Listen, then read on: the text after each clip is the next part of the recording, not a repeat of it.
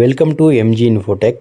நம்ம இன்றைக்கி இந்த வீடியோவில் ePro 12.5 அந்த சாஃப்ட்வேரோடைய அப்டேட் பற்றி தான் பார்க்க போகிறோம். சாஃப்ட்வேர் மேலே ரைட் கிளிக் பண்ணி ரன் அஸ் அட்மினிஸ்ட்ரேட்டர் இது கொடுத்து நீங்கள் ஓப்பன் பண்ணிக்கோங்க. ஓப்பன் பண்ண பின்னாடி இந்த மாதிரி இந்த பிரிண்டர்ன்ற பக்கத்தில் மேக்ஸி எஃபியாக இருந்தால் இந்த மாதிரி ஓப்பன் ஆகும்.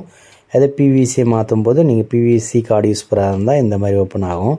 இங்கே மேலே டாக்குமெண்ட்ன்றதை கிளிக் பண்ணும்போது உங்களுக்கு PMJY இந்த 2023, அதுக்கப்புறம் ஆதார் 2024, இந்த ஆதார் 2023 இதை பற்றி தான் நம்ம பார்க்க போகிறோம். இதுதான் உங்களுக்குள்ள அப்டேட்டு. இப்போ ஆதார் 2024 அதை ஓப்பன் பண்ணும்போது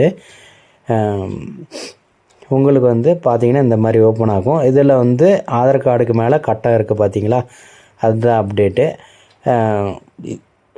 ஆதார் 2023 பார்த்தீங்கன்னாக்க அந்த கட்டம் வராது, இந்த ஃபோன் நம்பர் இருக்கும். கஸ்டமர் உங்களுக்கு எப்படி கேட்குறாங்களோ அதே போல் நீங்கள் எடுத்து கொடுத்துக்கோங்க. அதுக்கப்புறம் PMJY கார்டு அதில் அப்டேட்டு, ஏன்னா அதுக்கு முன்னாடி சரியாக அலைன்மெண்ட் இல்லைன்னு சொல்லியிருந்தீங்க.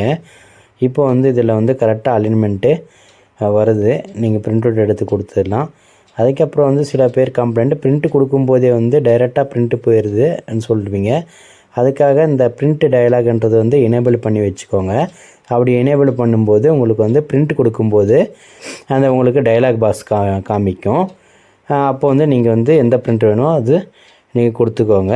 இந்த சாஃப்ட்வேர் தேவைப்படும் நண்பர்கள் நம்மகிட்ட அப்டேட் கேட்டு வாங்கிக்கோங்க. நன்றி, வணக்கம்.